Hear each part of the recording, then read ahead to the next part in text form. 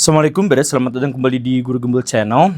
Di pesantren-pesantren tradisional di Indonesia itu beredar sebuah kitab yang isinya kurang lebih seperti ini. Saya bacakan satu demi satu, tapi Baraya mohon untuk menahan diri ya.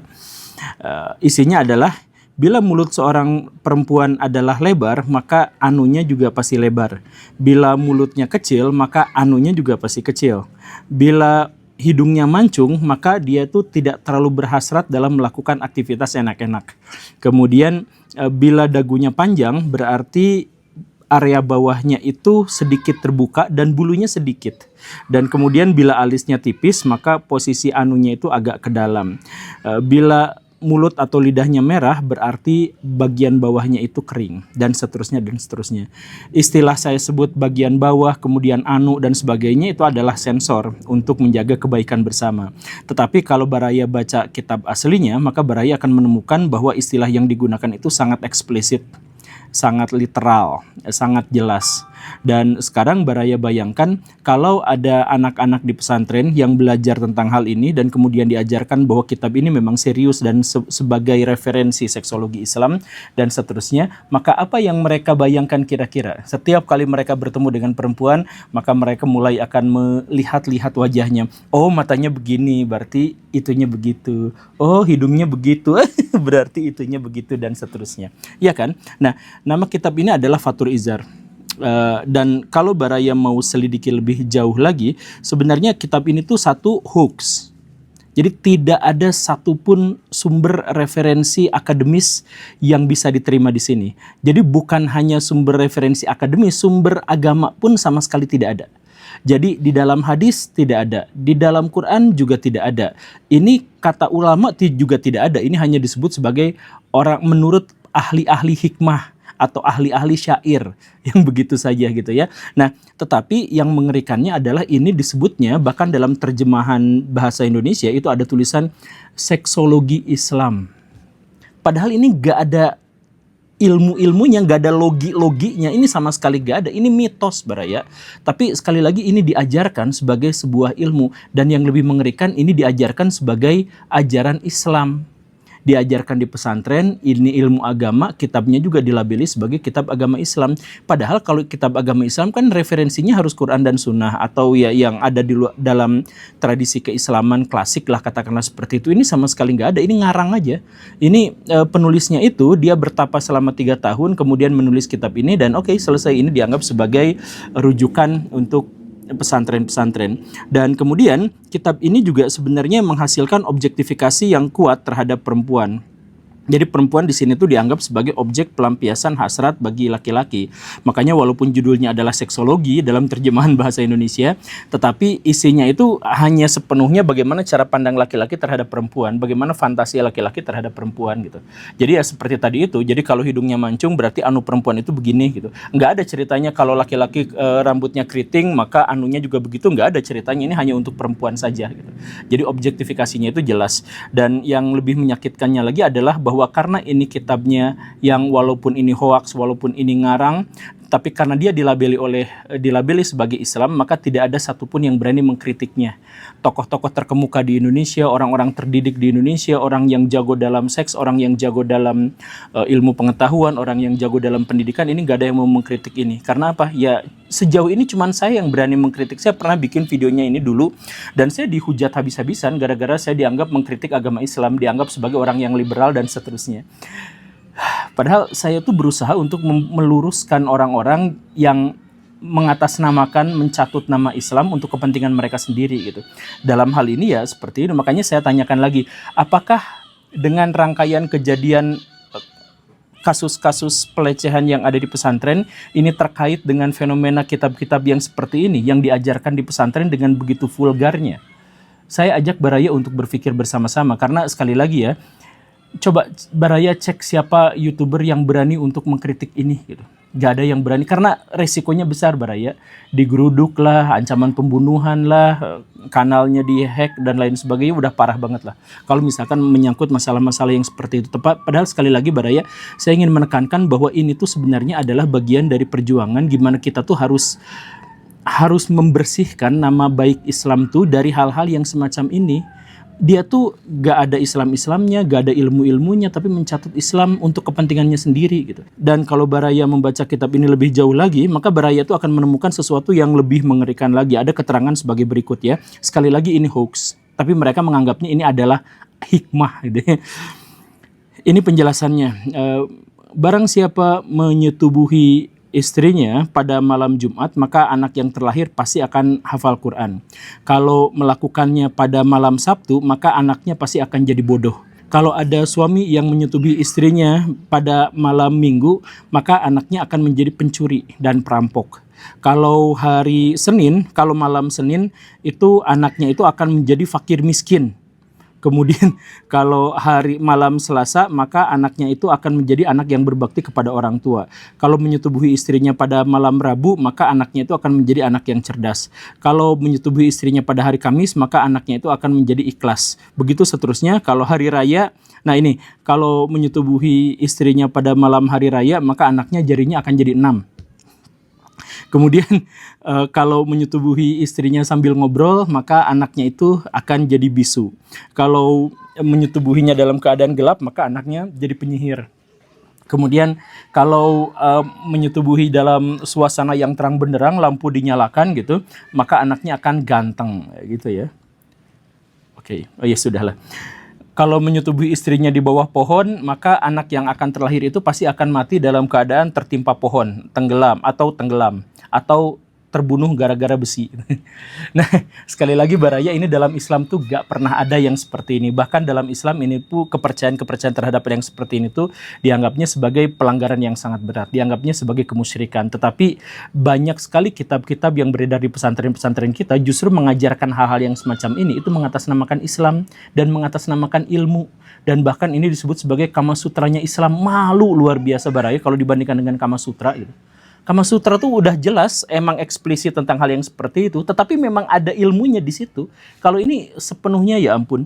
Nah, bahkan di sini pun ada penjelasan kalau Baraya mau punya anak laki-laki, maka setelah terjadi penetrasi dan kemudian masa klimaks dan kemudian ada yang keluar gitu, maka si laki-laki harus rebahnya ke kanan gitu.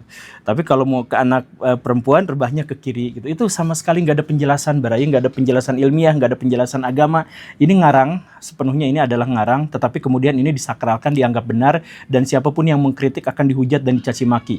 Nah, sekali lagi ya, saya tuh nggak mengkritik pesantren secara keseluruhan, nggak memusuhi. Saya juga sampai sekarang tuh mensponsori pesantren dan lain-lain, Baraya. Cuman saya tuh ingin membersihkan pesantren itu dari hal-hal yang seperti ini. Karena banyak sekali yang ajaran-ajaran yang mengatasnamakan Islam, padahal sama sekali bukan Islam, tapi mengajarkan dan menginspirasi kemaksiatan. Akhirnya, di dalam pesantren itu banyak terjadi hal-hal yang maksiat. Dan bisa jadi ini tuh dikaitkan dengan hal yang seperti ini. Sekali lagi, kalau Baraya mendapatkan diri Baraya sebagai seorang santri, kemudian diajarkan yang seperti ini, kemudian Baraya ngelihat perempuan, kebayang gimana otak Baraya tuh langsung kepikirannya kayak gimana, langsung mengarahnya tuh kemana gitu. Iya kan, begitu. Dan bukan hanya soal masalah yang katanya seksologi ini, dalam pesantren-pesantren juga ada misalkan kitab-kitab yang mengajarkan tentang sihir. Lebih buruk daripada sihir Harry Potter. Tetapi ini diajarkan di pesantren, bahkan ini adalah diajarkan untuk pesantren-pesantren lanjutan, untuk orang-orang yang katanya sudah ilmunya sudah tinggi gitu. Apa saja? Nah, ini saya sebut satu kitab namanya Samsul Ma'arif. Ini Samsul Ma'arif Al-Kubro, itu terkenal banget di pesantren-pesantren. Itu mengajarkannya itu klinik Baraya, itu ngajarinnya itu perdukunan yang sama sekali di luar dari ajaran agama Islam, tetapi diklaim justru ini adalah bagian dari ajaran agama Islam. Coba lihat isinya adalah kurang lebih seperti ini ya. Jadi isinya itu adalah bahwa ayat-ayat di dalam Al-Quran itu tuh memberikan kekuasaan dan kekuatan kepada manusia, tetapi ganjil. Nah, misalkan ya, kalau Baraya ketemu sama orang zolim, nah sebut saja bismillah 50 kali. Bismillah, bismillah, bismillah. Nah, nanti orang yang zalim itu akan baik sama Baraya. Kalau Baraya pengen memikat hati wanita, nah, pengen melet gitu ya, memelet perempuan, pengen kasih pengasihan pada perempuan, nah gimana caranya? Sebut bismillah 786 kali di segelas air. Nah, lalu airnya itu diserahkan kepada si perempuan itu. Kalau diminum, dijamin dia bakal ngejar-ngejar kita. Nah, gitu katanya. Ini kata kitab kuning ini Baraya, kata Samsul Ma'arif. Kemudian Gimana caranya agar kita tuh bisa menghafal dengan cepat, bisa jadi orang cerdas. Nah, bacakan bismillah itu 786 kali saat matahari terbit dan kemudian diminum selama seminggu penuh. Nah, begitu ya. Kalau Baraya mau ngecek, silahkan ngecek ya. Kemudian Baraya kalau ingin bisa melihat masa depan, Baraya bisa mengetahui apa yang terjadi di masa depan gitu ya. Bitcoin masa depan harga berapa, rupiah harga berapa, dolar harga berapa, properti yang naik di mana dan sebagainya, saham yang naik, yang turun apa dan sebagainya. Nah, Baraya silahkan baca bismillah 2500 kali selama 40 hari setiap setelah sholat subuh. Nah, Baraya akan mengetahui apa yang akan terjadi di masa depan. Begitu. Kemudian kalau Baraya tersesat di jalan, nah misalkan Baraya teman-teman yang suka naik-naik gunung gitu ya. Nah, Baraya tersesat, kemudian Baraya baca saja ihdinas sirotol mustaqim, ihdinas sirotol mustaqim, ihdinas sirotol mustaqim. Terus-terusan sampai akhirnya Baraya menemukan jalan. Ya, gitu ya. Kemudian kalau Baraya pengen bisa menghilang, nggak kelihatan sama orang, ya, tring gitu ya. Nah itu Baraya harus baca walad dolin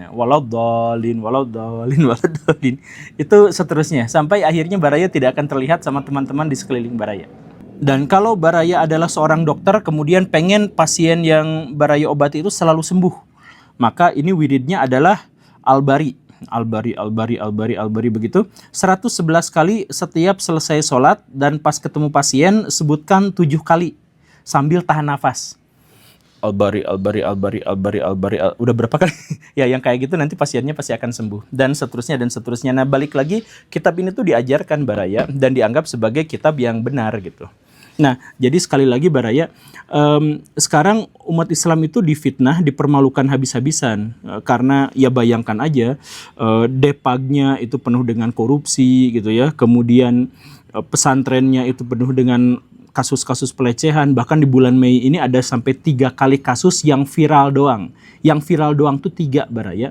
Kasus di Pati di mana 50 santri dicabuli atau lebih. Kemudian kasus di Surabaya di mana ada 7 santri laki-laki dicabuli oleh kiai laki-laki. Dan kemudian ada kasus Pak Ahmad Al-Misri yang konon katanya juga telah mencabuli sejumlah santri penghafal Quran yang laki-laki.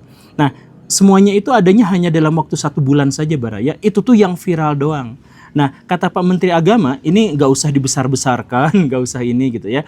Ya saya juga nggak tahu kenapa, cuman sejauh yang saya ingat, Pak Menteri Agama juga memang sempat terseret skandal ini. Jadi ada sejumlah orang yang melaporkan bahwa beliau juga adalah pelaku itu gitu. Cuman tidak terbukti dan akhirnya dianggap fitnah. Tapi oke lah apapun itu, faktanya adalah bahwa di pesantren itu memang kejadian yang seperti itu tuh banyak sekali. Jangan diabaikan, jangan dikecilkan. Nah, alasannya apa? Saya sudah menjelaskan alasannya di video-video terdahulu, tapi di sini saya ingin menegaskan Baraya bahwa sebenarnya kitab-kitab yang semacam itu yang beredar di sana tuh sebenarnya gak terlalu merusak, gak terlalu jadi masalah kalau kita anggap itu tuh sebagai sesuatu yang tidak sakral gitu. Tapi karena kitab-kitab semacam itu tuh dianggap sakral, dianggap benar, dianggap tidak mungkin ada kecacatan, sehingga siapapun yang mengkritik maka dia pasti adalah orang bodoh dan sebagainya, maka ya sudah. Dan orang-orang semuanya juga selain saya ya bungkam, walaupun mereka tahu, mereka diem aja gitu. Ya karena resikonya terlalu besar Baraya. Sekarang saya tuh kepikiran juga, saya tuh sama pemerintah ngelawan gitu ya. Sama korporat juga kadang-kadang kritik gitu. Kemudian sama kelompok agamawan juga ngelawan dan sebagainya. Saya tuh nggak pengen punya banyak musuh, saya tuh cuman pengen membantu mereka untuk memperbaiki keadaan. Karena begini Baraya, saya misalkan pernah ada dalam situasi, kenapa ya kanal YouTube saya tuh nggak berkembang, kok penontonnya tuh malah menyusut terus gitu. Saya tuh mikir keras Baraya. Sampai akhirnya ada satu orang yang menjelaskan, oh kesalahannya tuh di sini. Kan saya senang luar biasa Baraya dari situ tuh. Nah sekarang lihat kaum muslimin, keadaannya tuh sekarang tuh udah ketinggalan dalam teknologi, ketergantungan sama negara-negara asing, ekonomi masyarakatnya juga miskin-miskin semua, tidak memberikan kontribusi pada peradaban dan sebagainya. Orang tuh harusnya mikir ini tuh gimana. Saya tuh ngasih solusi tapi justru malah dimarahin gitu. Karena ego dari orang-orang tuh menjadi terlalu besar, terlalu pekat gitu. Sehingga hal-hal yang semacam ini tuh dianggap sebagai kekurang ajaran. Nah, makanya Baraya sekarang ayo kita hitung lagi kasus kekerasan di pesantren seberapa banyak, kasus pelecehan seberapa banyak, kasus penyimpangan seberapa banyak, kemudian kita telusuri apa sebenarnya penyebabnya. Dan kalau misalkan kita tahu, yuk kita sama-sama perbaiki. Dan dengan adanya kitab-kitab yang semacam ini, kemudian kitab ini kita perbaiki, kita hilangkan misalkan dari pesantren, kan sama sekali nggak merugikan bagi pesantren. Kan pesantren itu harusnya ngajarin ya Quran dan Sunnah, kemudian informasi-informasi terkait dengan hal itu ya sudah kan. Jadi kalau misalkan ada kitab-kitab seperti ini beredar, kemudian dihilangkan ya nggak jadi masalah, nggak dirugikan juga kan. Nah ini kenapa justru malah teman-teman di pesantren itu malah mempertahankan kitab-kitab yang semacam ini, yang justru malah menginspirasi orang atau diduga menginspirasi orang untuk melakukan hal-hal yang nista. Bahkan saking bebalnya orang untuk tidak mau menerima perbaikan, itu saya, orang yang mengkritik itu justru malah dikatakan, makanya belajar tuh jangan jadi dari Google, tapi dari kitab. Belajar dari guru. Ya gurunya kayak gitu semua, kitabnya gitu semua, gimana Baraya? Nah, jadi saya ingin jelaskan ya, ini saya juga harus menjelaskan kepada Baraya semua. Kitab kuning dengan Google itu adalah dua hal yang tidak bisa dikomparasikan. Sebab kalau dikomparasikan itu nggak nyambung, karena yang satu itu adalah karya klasik dari seorang atau beberapa manusia, yang satu lagi adalah mesin pencari yang mengkoneksikan kita dengan banyak sekali informasi-informasi di luar sana gitu. Nah, jadi lebih baik mana? Nggak bisa dikomparasikan, tapi kalau milih lebih baik ya tentu saja lebih baik Google. Kenapa? Karena semua kitab kuning itu ada di Google. Sedangkan semua informasi-informasi yang ada di Google itu nggak ada di kitab kuning. Kemudian Google itu selalu memberikan kepada kita perspektif yang lain. Jadi ada dari ulama ini, sedangkan kitab kuning hanya satu. Coba. Kemudian Google itu di sana tuh tidak ada hal yang sakral, mau dihujat dicaci maki juga nggak jadi masalah. Sedangkan kitab kuning itu mau benar mau salah biasanya tetap aja dianggap sebagai sesuatu yang sakral sehingga tidak boleh dikritik. Nah begitu kan? Nah sekarang saya tanya kepada Baraya, kalau misalkan saya mengajukan pertanyaan, apa hukumnya makan sate di bulan Ramadan pada hari Kamis 12 Agustus tahun 1431 sebelum Masehi, dan saya melakukan itu sambil berburu seekor kelinci yang sedang tiduran di kolong kasur, misalkan begitu. Nah itu jawabannya nggak ada di kitab kuning, tapi kalau Baraya cek di Google, di Gemini, di ChatGPT itu ada jawabannya. Jadi maksud saya Baraya sekali lagi ya jangan dikomparasikan. Dan kalau ada orang-orang yang mendapatkan kritik terkait dengan kitab kuning, terkait dengan pesantren dan sebagainya, itu tuh jangan dianggap sebagai bagian dari permusuhan, tapi ini adalah bagian dari sesuatu yang memang menjadi alasan kita untuk memperbaiki diri. Karena sekarang Islam itu tertinggal, Islam itu jauh. Jangan menjadi egois dan kemudian defense hanya gara-gara dikritik hal yang seperti ini, kemudian dia marah-marah. Tapi mengatasnamakan Islam padahal isinya sama sekali tidak Islam. Ini mencatut Islam, ini merusak Islam, ini menistakan Islam dari dalam. Coba Baraya orang Islam, Baraya nggak pernah diajarin ilmu-ilmu yang aneh-aneh, tiba-tiba dikatakan menurut Islam, kalau ada perempuan yang hidungnya mancung berarti anunya itu begitu. Ya kan Baraya kan? Jadi ayo kita pikirin sama-sama, kita berbenah diri untuk memperbaiki diri kita dan memperbaiki nama baik agama kita dari orang-orang yang selalu memalsukannya. Terima kasih karena sudah menyimak. Saya Guru Gembul. Assalamualaikum warahmatullahi wabarakatuh.